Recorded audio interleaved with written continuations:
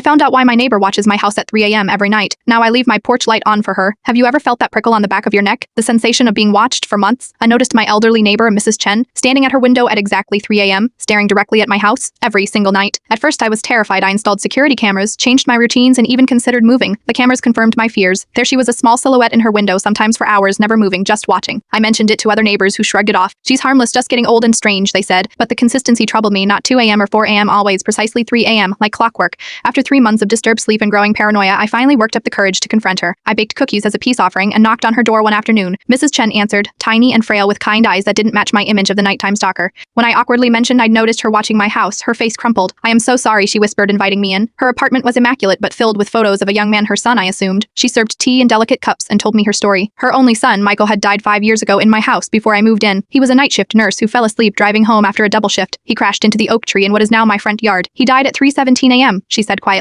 The police called me at 3:40. By the time I arrived, they had already taken his body. Every night since then, she wakes up at 3 a.m. and watches the spot where her son spent his final moments. She wasn't being creepy, she was grieving in the only way that brought her comfort. Sometimes, she admitted, when your porch light is on, I can see the exact spot better. Those are better nights. I went home and cried for an hour. Then I installed a soft, warm light on my porch with a timer set for 3 a.m. to 5 a.m. I texted Mrs. Chen my phone number and told her the light would always be on at that time, just for her. 2 weeks later, she left a small jade plant on my doorstep with a note. In Chinese tradition, jade brings the home protection. Thank you for helping an old woman find peace. Now sometimes when I can't sleep, I sit on my porch at 3 a.m. and wave to Mrs. Chen. Occasionally she waves back. We've never discussed it again, but every Chinese New Year she brings me dumplings, and every Christmas I bring her cookies. We're connected by a tragedy that happened before I even moved here. A reminder that behind every creepy behavior might be a story of loss we couldn't possibly understand until we asked.